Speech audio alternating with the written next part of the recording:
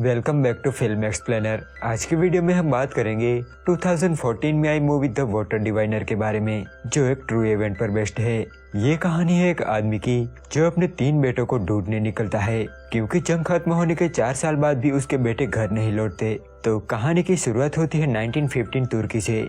ये वो समय था जब तुर्की के गलीपोली में वॉर चल रहा था। इस वॉर में ओटोमन अंपायर और ब्रिटिश अंपायर जैसी बड़ी शक्तियां शामिल थी।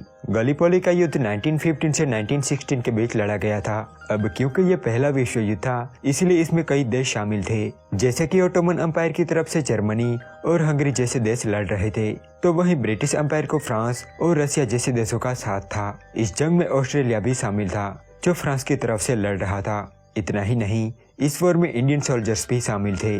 आखिरकार 7 महीनों के बाद अनजक यानी कि ऑस्ट्रेलिया और न्यूजीलैंड पीछे हट गए और यहाँ ओटोमन की जीत हुई। अब गलीपोली युद्ध को खत्म हुए 4 साल हो गए थे। हमें ऑस्ट्रेलिया का नॉर्थ वेस्टर्न विक्टोरिया दिखाया जाता है, जहाँ हम एक आदमी को देखते हैं जिसका नाम है जोशुआ कॉर्नर, जो एक किसान है। साथ ही वो एक वाटर डिवाइनर भी है, यानी कि पानी को खोजने वाला या फिर उसकी भविष्यवाणी करने वाला। वो डाउजिंग मेथड का यूज करके जमीन में पानी खोजता था और वो इसमें माहिर भी था, क्योंकि जहाँ वो रहता था वो एक बीहड़ इलाका था, इसीलिए उसे जमीन से ही पानी निकालना पड़ता था। जब वो पानी खोज लेता है तब वो बहुत खुश होता है और रात को अपने घर जाता है, जहाँ उसकी पत्नी लिजी उनके बेटे के जूते साफ कर रही थी। वो जोशुआ को बताती है कि बच्चे सोने चले गए हैं, लेकिन कहानी सुनने के लिए तुम्हारी राह दिख रहे हैं। तो जोशुआ बच्चों के कमरे में जाता है और उन्हें कहानी सुनाने लगता है, लेकिन वो कमरा खाली था। यहाँ हमें पता चलता है कि उनके 3 बेटे थे, जो 4 साल पहले गलीपोली जंग में मारे गए थे। लेकिन आज भी लिजी ये मानने को तैयार ही नहीं थी कि उसके बेटे मर चुके हैं। उसकी दिमागी हालत भी खराब हो चुकी है और वो अब भी मानती है कि उनके बेटे जिंदा है। वो जोशुआ से कहती है कि तुम जमीन से पानी ढूंढ सकते हो, लेकिन मेरे बेटों को क्यों नहीं ढूंढ सकते। इस सवाल का जोशुआ के पास कोई जवाब नहीं था। अपने बेटों को खोने का उसे भी बहुत दुख था, लेकिन शायद उसने ये मान लिया था कि उनके बेटे जंग में मारे गए हैं, क्योंकि अगर वो जिंदा होते तो वो 4 सालों में घर आ ही जाते। जोशुआ को वो पल याद आते हैं जब उसके बेटे जंग में जा रहे थे। अब ऐसे ही अपने बेटों को याद करते करते वो सो जाता है और सुबह जब उसकी आंख खुलती है तब लिजी घर में नहीं थी। वो भागकर पास के तालाब पर जाता है, जहाँ लिजी की लाश पानी में तैर रही थी। उसकी पत्नी ने सुसाइड कर लिया था और इस हादसे से जोशुआ पूरी तरह से टूट जाता है। लिजी हमेशा से चाहती थी कि जोशुआ उनके बेटे को ढूंढे, इसलिए जब जोशुआ उसे दफना रहा था तब वो अपनी मरी हुई पत्नी से वादा करता है कि वो उनके बेटों को ढूंढने जाएगा और उनकी अस्थियों को उसके पास ही दफनाएगा। लिजी को दफना के वो अपने बेटों को ढूंढने निकल पड़ता है। यहाँ हम मेजर हसन और सार्जेंट जयमाल को देखते हैं, जो आज जंग के 4 सालों बाद गलीपोली आए थे। वो यहाँ कर्नल ह्यूज से मिलते हैं। गलीपोली में मेजर हसन और कर्नल ह्यूज आमने सामने लड़े थे और कर्नल अच्छी तरह से जानता था कि मेजर हसन सबका बाप था, लेकिन अब युद्ध खत्म हो गया था, इसीलिए अब उनके बीच कोई भी दुश्मनी नहीं थी। कर्नल की यूनिट यहाँ ब्रिटिश सैनिकों की लाशें ढूंढ रही थी, ताकि उन्हें ढूंढ के उन्हें सम्मान पूर्वक दफनाया जाए, क्योंकि इस जंग में हजारों सोल्जर्स मारे गए थे, जिनमें सैकड़ों सोल्जर्स की लाशें भी नहीं मिली थी। अब क्योंकि जंग के दौरान मेजर हसन भी वहीं था, इसीलिए कर्नल ने उससे मदद मांगी थी ताकि वो बता सके कि कहां पर उन्होंने ज्यादा सोल्जर्स मारे थे। कर्नल कहता है कि हमने यहाँ 10,000 सैनिक गवा दिए हैं। तब मेजर हसन कहता है कि हमने यहाँ 70,000 से भी ज्यादा सैनिक गवा दिए हैं, जिनमें से कई सैनिकों की हमें लाशें भी नहीं मिली है। अब हम जोशुआ को देखते हैं, जो ऑस्ट्रेलिया से तुर्की जा रहा था। तभी उसे एक किस्सा याद आता है, जब उसके 3 बेटे शिकार पर गए थे और तभी इस बीहड़ में एक रेतीला तूफान आ गया था। तब जोशुआ भागकर उन्हें लेने जाता है। उसके बेटे बहुत डर रहे थे। तब जोशुआ उन तीनों को चादर से ढक देता है और उन्हें हौसला देता है। हम सब जानते हैं कि वो एक बाप ही होता है जो हमें लड़ना सिखाता है, फिर हालात चाहे जो भी हो। अब 3 महीनों के सफर के बाद वो तुर्की के इस्तांबुल पहुंच जाता है, जहां पहुंचते ही एक बच्चा उसे जीत करने लगता है। वो जोशुआ से काफी रिक्वेस्ट करता है कि आप हमारे होटल चलो, हम आपको शानदार खाना और रहने के लिए एक साफ कमरा देंगे। लेकिन जोशुआ उसे इग्नोर कर देता है, क्योंकि वो सीधा गलीपोली जाना चाहता था। वो एक पुलिस ऑफिसर से पूछता है कि मुझे गलीपोली जाना है। तब वो बताता है कि आप वहाँ पर नहीं जा सकते। वहाँ जाने के लिए आपको ब्रिटिश के युद्ध कार्यालय में जाना होगा और वहाँ से आपको परमिशन लेनी होगी। तभी वो बच्चा, जिसका नाम ओरहन होता है, वो जोशुआ का बैग लेकर भागने लगता है। वो बस जोशुआ को अपने होटल में लाना चाहता था। जोशुआ भी उसका पीछा करते हुए उसके होटल तक आता है और अब वो होटल में रुकने के लिए मान जाता है, क्योंकि बिना परमिट के वो गलीपोली नहीं जा सकता था। अब वो होटल के अंदर जाता है, जहाँ आयशा नाम की एक औरत थी, जो ओरहन की माँ थी। जोशुआ कहता है कि मुझे एक रूम चाहिए, मैं ऑस्ट्रेलिया से आया हूँ। ऑस्ट्रेलिया का नाम सुनते ही उसके चेहरे का रंग उड़ जाता है, क्योंकि वो उसका दुश्मन देश था और उसने भी जंग में बहुत कुछ खोया था। वो जोशुआ को बताती है कि मेरे बेटे से गलती हो गई, यहाँ पर कोई रूम नहीं है। लेकिन तभी वहाँ पर ओमन आता है, जो जोशुआ को एक रूम दे देता है। आयशा इस्तांबुल में एक होटल चलाती थी और साथ ही अपने फादर का ख्याल भी रखती थी, जिनकी दिमागी हालत कुछ ठीक नहीं थी। वो जोशुआ के कमरे में टॉवल्स देने चाहती है, जहाँ वो उसे बताती है कि आपको एक बार नीले दरगाह जाना चाहिए, ये इस शहर की सबसे खूबसूरत जगह है। जोशुआ कहता है कि मैं यहाँ घूमने नहीं आया हूँ, मैं गलीपोली जाना चाहता हूँ। ये सुनकर आयशा चौंक जाती है। वो जोशुआ को बताती है कि वहाँ पर अब भूतों के अलावा और कुछ नहीं है। अगले दिन जोशुआ युद्ध कार्यालय में जाता है और ब्रिटिश ऑफिसर से गलीपोली जाने की परमिशन मांगता है। वो उसे अपने बेटों की तस्वीर दिखाता है और बताता है कि मैं उनकी अस्थियों को ढूंढ के अपने साथ ले जाना चाहता हूँ और उन्हें उसकी माँ के साथ दफनाना चाहता हूँ। लेकिन ऑफिसर उसे परमिशन देने से मना कर देता है। वो कहता है कि ऐसे हजारों कंकाल उस जमीन में दफन है और अब वही उनका घर है। मैं तुम्हें परमिशन नहीं दे सकता, तुम वापस अपने देश चले जाओ। तुर्की में माहौल अभी भी गर्म था और ब्रिटिश लोगों के खिलाफ रैलियां निकाली जा रही थी। तुर्की के लोग जंग को अभी भी नहीं भूले थे और वो ब्रिटिश लोगों से नफरत करते थे और इसमें आयशा भी शामिल थी। एक दिन जोशुआ जब ब्रेकफास्ट कर रहा था, तब आयशा के फादर उसे पूछते हैं कि तुम्हारी बीवी कहाँ है। तब वो जवाब देता है कि वो अब नहीं रही। ये सुन के आयशा को बड़ा झटका लगता है। आयशा पूछती है कि तुम्हारे कोई बच्चे हैं, लेकिन इस सवाल का जोशुआ के पास कोई जवाब नहीं था। तब उसकी हालत देखकर आयशा उसे बताती है कि अगर आपको गलीपोली जाना है तो आपको किसी मछुआरे को ढूंढना होगा। अगर आप उसे अच्छे पैसे देंगे तो वो आपको वहाँ ले जाएगा। ये सुनकर जोशुआ उसका शुक्रिया अदा करता है। अब वो गलीपोली जाने के लिए निकल जाता है। तभी पीछे से ओरहन भागता हुआ आता है, जो जोशुआ को एक तस्वीर देता है और कहता है कि आप वहाँ जाके मेरे पापा को ढूंढना, वो कई सालों से घर नहीं आए हैं और मुझे उनकी बहुत याद आती है। जोशुआ पूछता है कि तो फिर होटल में जो आदमी है वो कौन है। ओरहन कहता है कि वो मेरे चाचा है। यहाँ हमें समझ आता है कि ऐसे एक विधवा है और उसका पति गलीपोली युद्ध में शहीद हो गया है, शायद इसीलिए वो ब्रिटिश लोगों से नफरत करती थी। अब जोशुआ वो तस्वीर अपनी जेब में रख लेता है और वहाँ से चला जाता है। यहाँ कर्नल के आदमी को एक नाव दिखाई देती है, दरअसल वो जोशुआ ही था। कर्नल कहता है कि वो जो कोई भी हो उसे मेरे टेंट में लेकर आओ। अब जोशुआ को कर्नल के पास लाया जाता है। कर्नल जोशुआ को बताता है कि मैं तुम्हारी कोई भी मदद नहीं कर सकता, तुम्हारे बेटों को ढूंढना बहुत ही मुश्किल है, लेकिन हम पूरी कोशिश करेंगे उन्हें ढूंढने की, और अगर वो हमें मिल गए तो हम उन्हें दफना के उनकी ग्रेव पर तख्ती लगाएंगे। जोशुआ बताता है कि मैं जानता हूँ कि वो कहाँ पर मारे गए थे। वो अपनी बुक में से एक नक्शा निकालता है और कर्नल को देता है। तभी उसके बेटों की तस्वीर नीचे गिर जाती है और जब मेजर हसन वो तस्वीर उठाता है तब वो उनके बेटों को पहचान लेता है। अब जोशुआ को वापस जाने के लिए बोला जाता है, लेकिन वो बहुत ही जिद्दी था। वो वापस नहीं जाता और समुद्र के किनारे ही बैठा रहता है। कर्नल अपने आदमी से कहता है कि उसे खाना और एक कंबल दे देना। अब अगले दिन मेजर कर्नल से कहता है कि हमें इस आदमी की मदद करनी चाहिए, क्योंकि वो इकलौता ऐसा बाप है जो अपने बेटों को ढूंढने आया है। कर्नल कहता है कि उसके बेटों को ढूंढना बहुत ही मुश्किल है और ये बात आप भी जानते हो। मेजर कहता है कि मैं उस जगह के बारे में जानता हूँ जहाँ उसके बेटों की मौत हुई थी। ये सुनकर कर्नल भी जोशुआ की हेल्प करने के लिए मान जाता है।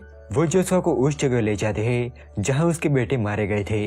तभी हमें युद्ध का फ्लैशबैक दिखाया जाता है, जिसमें जोशुआ के तीनों बेटे एक साथ लड़ रहे थे। जोशुआ भी उन पलों को महसूस कर रहा था। तभी आर्थर का पैर एक माइन पर पड़ जाता है और वो घायल हो जाता है। उसके दोनों भाई कवर में चले गए थे, लेकिन अपने भाई को बचाने के लिए वो दोनों कवर फायर देने लगे, लेकिन तभी एक मशीन गन उन दोनों को छलनी कर देती है। जोशुआ ठीक उसी जगह उन्हें खोदने को कहता है और वहां खोदने पर उन्हें एडवर्ड का कंकाल मिलता है। शायद जोशुआ ने ये महसूस कर लिया था कि वो कहाँ मरे थे। एडवर्ड के गले में जो डॉग टैग था उसी के जरिए लाश की पहचान की गई थी। उसकी खोपड़ी में एक आर पार होल था और ये सब दूर खड़ा जोशुआ देख रहा था। उसकी आंखों से आंसू नहीं गिर रहे थे, पर उसका दिल रो रहा था। अपने बच्चों से ज्यादा जीना सुनने में अच्छा लग सकता है, लेकिन उससे बड़ा कोई श्राप नहीं है। वो एडवर्ड की लाश देखना चाहता था, लेकिन कर्नल उसे मना कर देता है, क्योंकि अब सिर्फ कंकाल ही बचा था। अब उसे वापस टेंट में भेज दिया जाता है। कुछ देर बाद कर्नल उसे खबर देता है कि हमें हेनरी मिल गया है। जोशुआ कहता है कि अभी भी आर्थर को ढूंढना बाकी है। कर्नल कहता है कि हमने हर जगह छान ली है, लेकिन हमें कुछ नहीं मिला। अब जोशुआ अपने बेटों को ऑस्ट्रेलिया ले जाने की बात करता है, लेकिन कर्नल कहता है कि तुम उन्हें यही दफन कर दो, क्योंकि अब यही उनका घर है। तो जोशुआ उसकी बात मान जाता है और उसके दोनों बेटों को दफना देता है और अगले दिन यहाँ से निकलने के लिए अपना सामान पैक करने लगता है। तभी वहाँ पर मेजर आता है जो उसे एक लिस्ट दिखाता है।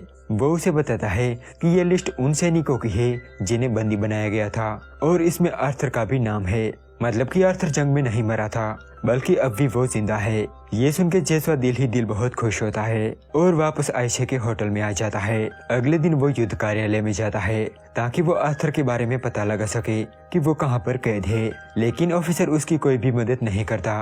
वो जोशुआ से कहता है कि मैंने तुम्हें गलीपोली जाने से मना किया था, फिर भी तुम वहाँ क्यों गए। वो जोशुआ का पासपोर्ट छीन लेता है और उसे बताता है कि मैं गुरुवार को तुम्हारा पासपोर्ट और कोलकाता की टिकट लेकर तुम्हारे होटल आऊंगा और तुम्हें वापस ऑस्ट्रेलिया भेज दिया जाएगा। अब यहाँ जोशुआ को खाली हाथ ही लौटना पड़ता है, इसीलिए वो मेजर का पीछा करता है ताकि वो उसकी कुछ मदद कर सके। लेकिन तभी जमाल उसे पकड़ लेता है और वो जोशुआ को जान से मारने की बात करता है, लेकिन मेजर ऐसा होने नहीं देता और उसे वापस होटल पहुंचा दिया जाता है। जोशुआ के बारे में काफी कुछ जानने के बाद आयशा भी अब उससे नफरत नहीं करती थी। वो रात को जोशुआ के साथ काफी बातें करती है, जहाँ हमें पता चलता है कि उसका पति जंग में मारा जा चुका है, लेकिन वो अब भी मानती है कि उसका पति जिंदा है और ये उसकी मजबूरी भी थी क्योंकि उसके पति का भाई ओमर जो शादीशुदा था वो अब आयशा को अपनी दूसरी बीवी बनाना चाहता था। वो उस पर दबाव डाल रहा था कि ओरहान के भविष्य के लिए उसे ये शादी करनी होगी, लेकिन आयशा ये कहकर उसकी बात को टाल देती थी कि मेरा पति जिंदा है, मैं दूसरी शादी नहीं कर सकती। ऐसे ही शादी को लेकर उन दोनों के बीच एक दिन झगड़ा होता है और ओमर आयशा को पीटने लगता है। तभी वहाँ पर जोशुआ आ जाता है जो ओमर को धक्का दे देता है। इस बात से ओमर बहुत गुस्सा हो जाता है और उसे पीटने की धमकी देता है। दूसरी तरफ आयशा भी जोशुआ पर गुस्सा करती है। वो उसे कहती है कि तुम बीच में क्यों आए, तुमने हालातों को और बिगाड़ दिया। वो गुस्से में उसे इस होटल से चले जाने को कहती है तो जोशुआ अपना बैग लेकर जाने लगता है, लेकिन जैसे ही वो होटल से बाहर निकलता है तभी ओमर और उसके आदमी उसे पीटने लगते हैं। तभी वहाँ पर जमाल आ जाता है जो जोशुआ को अपने साथ ले जाता है और जोशुआ का बैग ओरहान अपने होटल में वापस ले जाता है। मेजर और जमाल जोशुआ को बताते हैं कि पिछले रिकॉर्ड्स को देखते हुए तुम्हारे बेटे को एफियोन ले जाया गया था, लेकिन अब हम नहीं जानते कि वो कहाँ पर है और वो जिंदा भी है या नहीं। मेजर उसे बताता है कि तुम कल ऑस्ट्रेलिया चले जाओगे। मैं और जमाल अंकारा के पूर्व में जा रहे हैं क्योंकि मुस्तफा कमाल अपनी सेना इकट्ठी कर रहा है और उसे रोकना जरूरी है। हम एफियोन से ही गुजरेंगे जहां हम तुम्हारे बेटे को जरूर ढूंढेंगे। उस रात मेजर और जोशुआ काफी बातें करते हैं और उनके बीच एक अच्छी दोस्ती हो जाती है। मेजर जोशुआ को एक किस्सा सुनाता है जब गलीपोली का युद्ध चल रहा था। मेजर कहता है कि जब मैं पहले ऑस्ट्रेलियन से मिला वो एक नौजवान लड़का था जो मेरी तरफ बढ़ रहा था। वो हमारे निशाने पर था और उस पर 1000 बंदूकें थी। वो मेरे पास आया और हमने साथ में सिगरेट पी, लेकिन जब वो चला गया तब मुझे एहसास हुआ कि उसने मेरे सिगरेट चुरा लिए थे। उस रात जोशुआ अपना बैग लेने वापस होटल जाता है जहां आयशा उससे माफी मांगती है और जोशुआ के लिए खाना बनाती है। उस रात ये दोनों काफी बातें करते हैं, शायद वो दोनों एक दूसरे को पसंद करने लगे थे। अगली सुबह ब्रिटिश ऑफिसर होटल पर आता है क्योंकि आज वो जोशुआ को वापस भेजने वाले थे, लेकिन जोशुआ वापस जाना नहीं चाहता था, इसीलिए वो आयशा की मदद से भाग जाता है और उस ट्रेन में चढ़ जाता है जिसमें मेजर और उसके सैनिक जाने वाले थे। तभी मेजर देखता है कि एक गांव चल रहा है और कई लोग वहां से जा रहे हैं। ये देखकर वो समझ जाता है कि ग्रीक सोल्जर आसपास ही है। वो जोशुआ को बताता है कि एक वक्त था जब हम और वो एक थे, लेकिन अब हमेशा आपस में लड़ते रहते हैं। तभी ग्रीक सोल्जर्स ट्रेन पर अटैक कर देते हैं और मेजर के कई सोल्जर्स को मार देते हैं। वो मेजर और जमाल को भी मारने वाले थे, लेकिन जोशुआ उन्हें बचा लेता है। लेकिन यहाँ जमाल मारा जाता है। अब जोशुआ और मेजर घोड़े लेकर एफियोन पहुँचते हैं ताकि शायद उन्हें वहाँ आर्थर मिल जाए। तभी जोशुआ एक विंडमिल को देखता है और वो समझ जाता है कि ये काम आर्थर ही कर सकता है। वो भागकर चर्च में जाता है जहाँ वो अपने बेटे आर्थर को देखता है और उसका दिल जोर जोर से धड़कने लगता है। उसे अपने बेटों की अस्थियां मिलने की उम्मीद भी नहीं थी, लेकिन उसके बदले उसका बेटा जिंदा था। वो उसे गले लगाकर रोने लगता है। तभी वहाँ पर मेजर भी आ जाता है। आर्थर कहता है कि मैं वापस नहीं आऊंगा, मैं अपने भाइयों का ख्याल नहीं रख पाया। वो बताता है कि हेनरी के चेहरे पर गोली लगी थी, वो सिर्फ कुछ ही पलों तक जिंदा रहा और फिर हमें छोड़कर चला गया, लेकिन एडवर्ड का खून घंटों तक बहता रहा और वो दर्द से तड़प रहा था। उसकी सांसें रुक ही नहीं रही थी। मुझसे उसका दर्द देखा नहीं जा रहा था। उसने चीखते हुए मुझसे कहा कि मुझे गोली मार दो। तब मुझे उसे ना चाहते हुए भी सर में गोली मारनी पड़ी। अब आर्थर अपने भाई की मौत की जिम्मेदार खुद को मानता है, इसीलिए वो घर चलने से मना कर देता है। तब जोशुआ कहता है कि तुम्हारी माँ अब नहीं रही और तुम्हारे सिवा अब मेरा इस दुनिया में कोई नहीं है। मैं तुम्हारे बिना घर नहीं जाऊंगा। ये सुनकर आर्थर घर चलने के लिए मान जाता है। तभी वहाँ पर ग्रीक सैनिक आ जाते हैं जो उस गांव को तबाह करने लगते हैं। मेजर कहता है कि मुझे अब निकलना होगा और आप लोग भी यहाँ से जल्दी निकल जाओ। चलते टाइम वो जोशुआ को बताता है कि तुम्हारे बेटे पर सिगरेट का एक पैकेट और माचिस उधार है। मतलब कि वो आर्थर ही था जिसने 1000 दुश्मन सैनिकों के बीच मेजर के सिगरेट चुरा लिए थे। अब आर्थर और जोशुआ वापस होटल आ जाते हैं और जोशुआ को अपने बेटे के साथ देखकर आयशा बहुत खुश होती है और यहाँ वो मीठी कॉफी बनाकर जोशुआ से अपने प्यार का इजहार करती है। इसी के साथ ये मूवी यहीं पर एंड हो जाती है। तो अगर आपको ये वीडियो पसंद आया तो प्लीज इसे एक लाइक जरूर कर देना।